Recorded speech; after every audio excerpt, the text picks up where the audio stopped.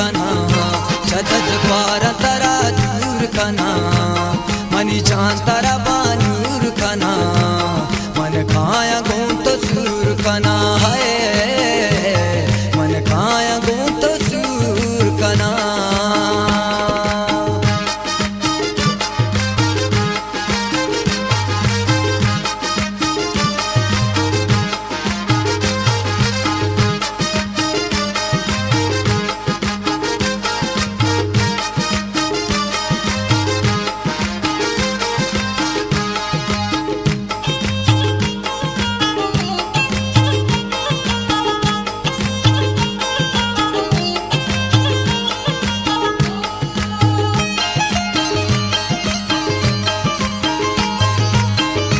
रवा सरे गोपी कारा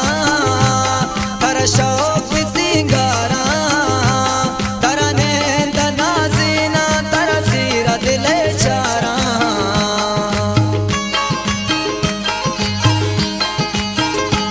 रवा सरे गोपी कारा तर शौक सिंगारा तर नेंद नाजीना तर सीरा दिले चारा छदस द्वार तरा दूर कना मनी चांद तरा बानूर कना मन काया गुम तो सूर कना है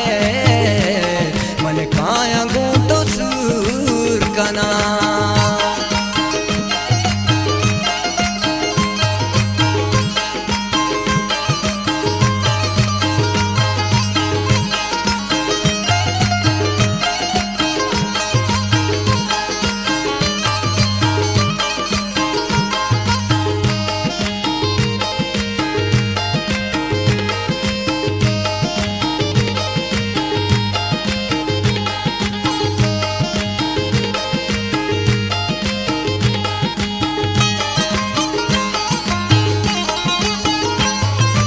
मस कतिया रे